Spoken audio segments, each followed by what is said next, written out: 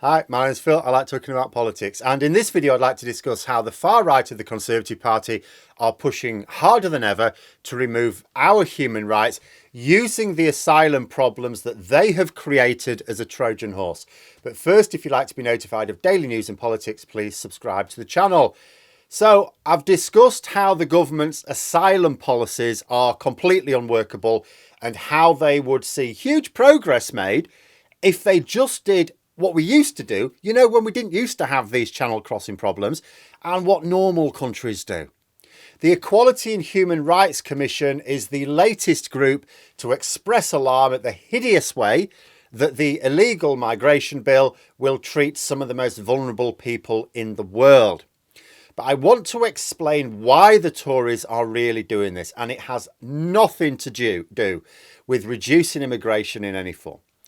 Although the number of people claiming asylum in the UK has increased as a result of Brexit, it is still much less than for similar sized countries in Europe. Much less. Like Poland and Germany are just looking at us, complaining and going, what sort of snowflakes are you guys? Have you seen how many we take in? The far right are using the asylum issue to win popular support to remove our human rights.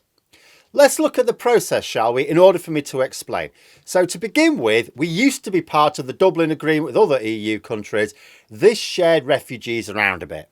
Leaving it as part of the Brexit process meant that we now have more people seeking asylum in the UK and nobody else sort of heading them off and portioning them out on our behalf.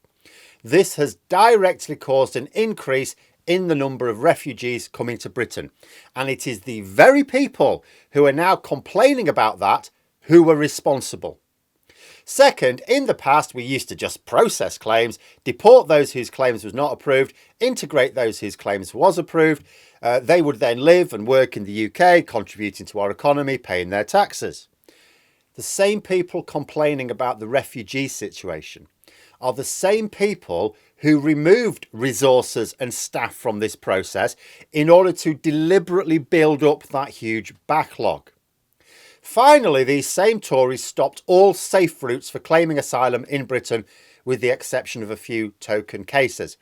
For example, we're having to evacuate embassy staff and potentially other UK nationals from Sudan at the moment, or we would be doing if our latest useless foreign secretary pulled his finger out. So we cannot deny that Sudan is unstable. But what's the process for someone from the Sudan to claim asylum in the UK if they need to flee the war? So let's look at these three deliberate policies.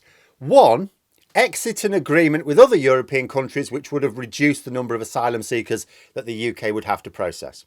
Two, remove staff from the processing of claims, leading to a large backlog of cases. Three, remove all safe routes to the UK, thus forcing refugees to make a hazardous, but above all, very visible channel crossing to get here. The cumulative effect of these quite deliberate policies is that we have a large number of people a larger number of people entering Britain in a way which can be described to someone unfamiliar with the Refugee Convention as illegal. You have a huge backlog of cases necessitating expensive and disruptive accommodation for people not contributing to our economy during a cost of living crisis, also caused by the Tories, which then breeds resentment amongst the general population. It's all deliberately set up in order to get the general population to support any plans the government puts forward to stop this form of movement into Britain. So now let's look at what they're attempting to do next. The government's plans are illegal. It doesn't matter what legislation they pass, their plans break international law. So now that these far-right ghouls have persuaded many ordinary people that the plan is necessary, they first of all persuaded them that there's a crisis, even though they caused it. Then they persuade them that, well, the only way to deal with this crisis is this plan, even though it's like, no, there's lots of other plans that would actually work. No, this is the plan. So then what's the next step? Well, the barrier to the plan is international law. Can't change it unilaterally, so we must obviously withdraw. We've heard them saying that we should withdraw from the European Convention of Human Rights or the European Court of Human Rights. Doesn't matter which term they use. It's both nonsense. What they really mean is leave the Council of Europe. Because you don't just get to leave a little bit of it.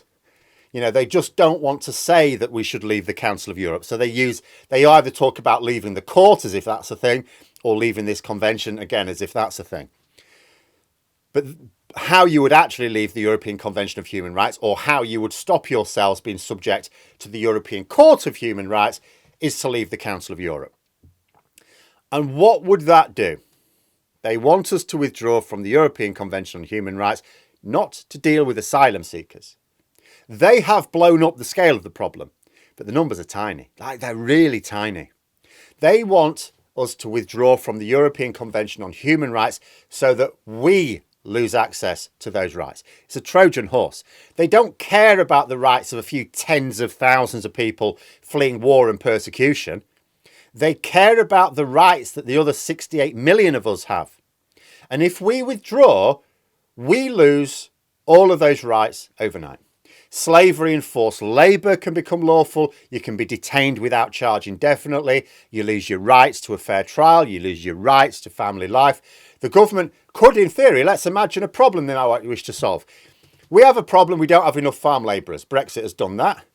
We don't have enough farm labourers. So we can't grow as many crops because we haven't got the workers for it. It's all right saying, well, unemployed people should do those. The unemployed people don't live on farms. They live in cities and towns, nowhere near farms. So what you do, forcibly remove people from non-rural areas, take them away from their families, dump them into caravans on the farm, force them to pick crops hundreds of miles away from their loved ones. They wouldn't even have to pay for it because slavery is allowed now. And if all this sounds a little bit extreme and unlikely, just consider how the Conservatives have warped our sense of what is acceptable in their 13 years of power. The things they say now you would never have gotten away with 10 years ago. Just think about how freely actual Conservative MPs, senior Conservative MPs, promote policies that were only once vocalised by the likes of the BNP, a group that is now illegal, but whose spirit is flourishing in our government. And for those who still think, no, it's about the asylum seekers, well, consider this as well. So let's say we withdraw from the Council of Europe. We're no longer subject to the European Convention on Human Rights. Okay. Let us pretend that the government will still let UK residents access those rights, even though there'll be no legal compulsion for them to do so. What then? Does that stop the international objections to our asylum policy? No. Because asylum seekers have the right to cross into Britain by any means necessary, including on a boat, and claim asylum through the Refugee Convention. This is a UN convention. So just as leaving they said, well, we need to leave the EU to deal with immigration. Oh, we left the EU, immigration is way worse. Right, so now what we need to do is we leave the Council of Europe. They say European Convention of Human Rights, they mean the Council of Europe, even though they're not saying it. So what will that do then? Will they then say, oh, the problem's still not going to... Oh, it's the UN now, it's the UN that's the problem. Will they urge us to leave the UN? We give up our place in the UN, do we? We surrender our permanent seat on the Security Council, do we? The answer, of course, is no. Those people at that point will not call for us to leave the UN, and that is because they don't care about the Refugee Convention. They don't care about refugees. They don't care about asylum seekers crossing boats. They wouldn't care if the government at that point started to process them properly and deal with the problem. They love refugees to come here and work in their slave pits for next to nothing if they want to come. Because their target isn't asylum seekers. There's hardly any asylum seekers. You know, they've blown the problem out of all proportion so the Daily Mail can rant about it, but the problem's tiny. They're not bothered about them. They're not worried about them. They want to remove our rights. But they know we won't knowingly vote to surrender them. So they tell us that we're voting to remove the rights of others. It's the age-old Conservative trick. They make our lives worse, just like they used austerity to make our lives worse ahead of the Brexit vote. They make our lives worse, tell us it's the fault of others, get us to vote to make life harder for those others, and it always turns out to make our lives worse. We've seen it. Austerity made our lives worse. Well, it's the EU's fault. We'll leave the EU and it'll all be better. We leave the EU. Is it better? No, it's even worse. It's all part of the same trick. People need to be more aware. But there we are. Those are my thoughts. Let me know yours in the comments below. Hope you found the video interesting. If you did, please click the like button if you'd like to support the channel further, the join button for memberships. And until next time, I'll see you later.